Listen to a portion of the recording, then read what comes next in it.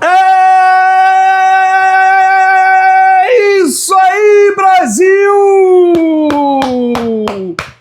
De virada, a seleção brasileira vence o Japão e está nas oitavas da Copa do Mundo. Boto abre o jogo sobre reforços. Vem comigo que é o nosso pós-jogo, pós-classificação do Brasil. Vamos com tudo. Cola, cola, cola, cola. Cola esse dedo no like, ajuda demais os nossos vídeos. Ajude muito o nosso canal, pode chegar. Bem, que a gente vai falar dessa vitória do Brasil. Olha, que sufoco, hein? De virada, o Brasil bateu o Japão pelas 16 avos de final e está nas oitavas. O Brasil foi valente. Aqui não tem Dragon Ball Z, aqui não tem Naruto, aqui não tem Yakisoba, aqui não tem mangá. Aqui é Brasil, o país do futebol. E com essa camisa pesada, até porque todo mundo tenta, mas só o Brasil é penta. O Brasil foi lá e virou o jogo. Parabéns, seleção brasileira. Primeiro tempo não foi tão interessante assim. Agora, diga-se de passagem, vamos falar a verdade aqui, hein? Graças ao Zico, que transformou o futebol japonês, essa seleção do Japão cai de pé. Essa seleção do Japão é eliminada, mas merece o nosso aplauso. Uma seleção organizada, muito técnica, sabe o que fazer com a bola, mas do outro lado tinha o Brasil, né? Pentacampeão do mundo. Essa camisa aqui que bota medo. E o Brasil, no segundo tempo, resolveu aí virar o jogo. Parabéns aí ao Casimiro, que fez o gol de empate. Tava muito mal no jogo o Casimiro, mas jogador em jogo grande é isso, né? Jogador decisivo chama a responsabilidade. O Vini Júnior quase fez um gol de placa. O Vini Júnior, que jogada do Vinícius Júnior. Por que aquela bola não entrou? O Suzuki ainda espalmou a bola. Ai, bateu na trave. Seria um gol antológico, um gol histórico de Copa do Mundo. Mas o Vini Júnior exerceu aí o seu papel, né? Teve uma grande atuação. O Ryan, muito abaixo, né, do esperado. A gente botava muita confiança no Ryan nesse jogo. O Martinelli entrou, contribuiu muito. O Endrick entrou muito bem. E o Brasil foi lá e virou o jogo. Um gol quase ali no final, né? No final, já estava ali a partida nos acréscimos e o árbitro ainda deu mais 4 ou 5 minutos, né? Do tempo dos acréscimos que ele deu. E o Brasil foi valente, foi guerreiro e classificou para as oitavas.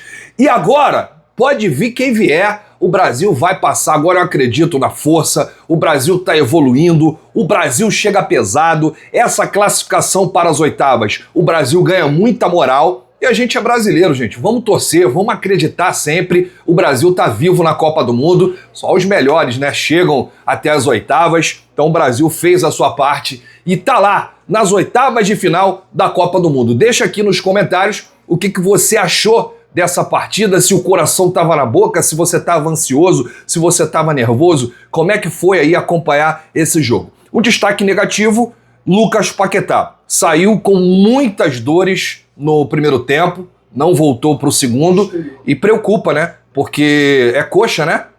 Posterior da coxa. A gente não tem aqui o grau dessa lesão, se é grau 1, se é grau 2 ou se é grau 3. Não me parece grau 3, que é o mais grave ali, né? O Paquetá estava caminhando normalmente ali no intervalo de chinelo, na beira do campo, mas a gente torce para que dê tudo certo, para que a gente não tenha um desfalque nessa reta final da temporada. O Paquetá vai ajudar muito a gente, apesar de não ter feito um bom jogo hoje com a camisa da seleção brasileira, errou muito, mas o Paquetá é um jogador muito importante, titular do Flamengo. Parabenizar aí o Martinelli, né, que entrou e fez o gol da virada. É a estrela do Ancelotti, hein?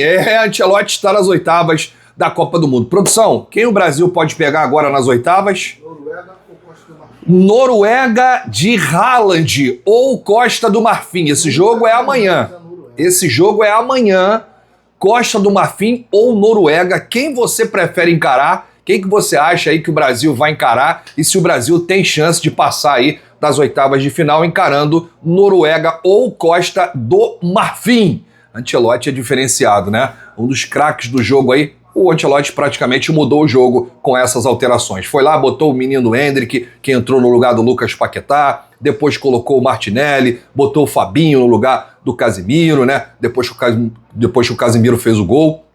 E o Brasil se destacou aí. Foi lá e venceu o Japão de virada. É isso, é personalidade, né? Não tem jeito. Se o Brasil não tá aí com um grande futebol ou um futebol convincente, né? Um futebol que a gente já viu da seleção brasileira em Copas do Mundo, eu vou usar aqui a frase do Ancelotti. O mais importante não é jogar bonito, não é dar show, não é jogar bem. O mais importante é ganhar a Copa do Mundo.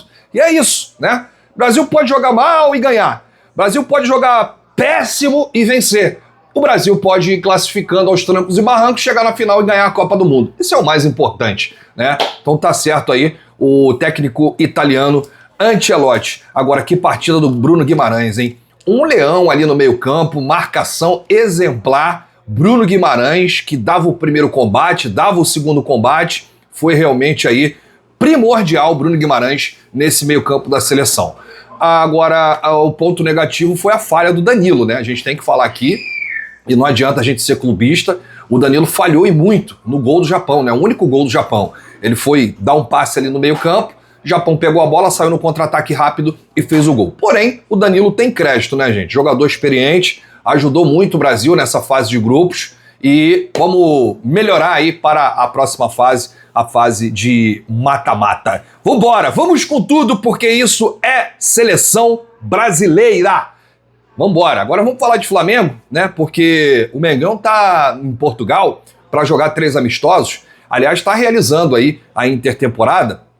E o assunto principal é que o Boto falou de reforços. Muita gente perguntou aí, né, sobre os reforços do Flamengo. O canal oficial do clube, né, a Flamengo TV, fez algumas perguntas para o Boto sobre reforços no gramado onde o Flamengo está treinando. E o Boto falou isso aqui sobre a janela e sobre reforços. A janela só abre dia 19. É uma janela especial por vários motivos. Nas últimas 2 janelas, já gastamos muito e o Flamengo não tem dinheiro infinito. Não podemos dizer que temos o melhor elenco e contratar 7 ou 8 jogadores toda janela. Mas é óbvio que temos necessidade, estão todas identificadas. Em ano de Copa do Mundo, o mercado só começa a mover depois da Copa. É um efeito dominó. Temos necessidade, mas não estamos desesperados. Temos que trazer reforços certos. Vamos fazer o mercado com calma e na altura certa, como no ano passado, vamos trazer os reforços que forem necessários. E o Boto encerrou essa fala sobre reforços, sobre janela, dizendo isso aqui, ó. É uma janela diferente pelo dinheiro que foi gasto nas últimas 2 janelas. Em um ano de Copa, é complicado. Por quê? Você tenta um reforço e só consegue a definição após a Copa do Mundo.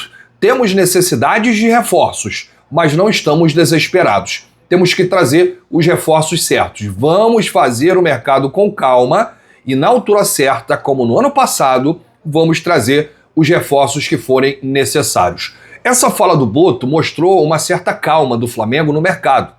E eu pude interpretar o seguinte: não adianta o Flamengo tentar se antecipar, porque a Copa do Mundo está rolando, né? Alguns times estão contratando. Porém, o Flamengo esbarra nessa dificuldade, porque talvez os jogadores que o Flamengo quer estão aí envolvidos com a maior competição de seleção do mundo, que acontece de 4 em 4 anos.